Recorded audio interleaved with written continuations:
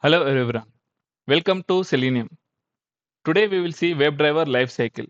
Every Selenium test follows a lifecycle. That lifecycle has three main stages. First, Selenium creates a browser session.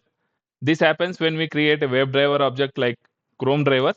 Second, Selenium uses that browser session to perform actions, opening URLs, clicking elements, entering text, and reading results.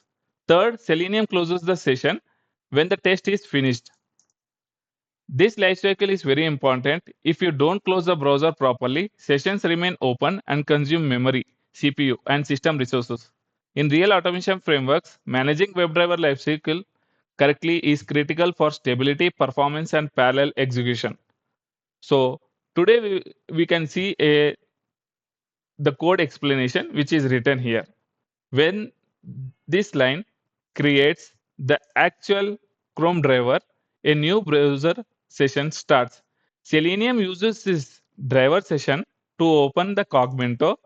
It performs actions like typing, clicking during the test. When the WebDriver is quit is called, Selenium tells Chrome driver to close the browser and end the session. This completes the WebDriver lifecycle.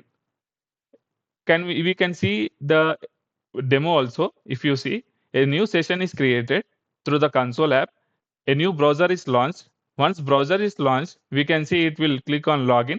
Once login is successful, it will close the browser.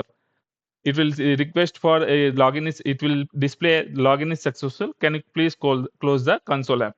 Once we enter the text, it will this window is closed. So every Selenium test starts with creating a browser, ends by closing it. In the next video, we will see how Selenium navigates between pages. Thank you.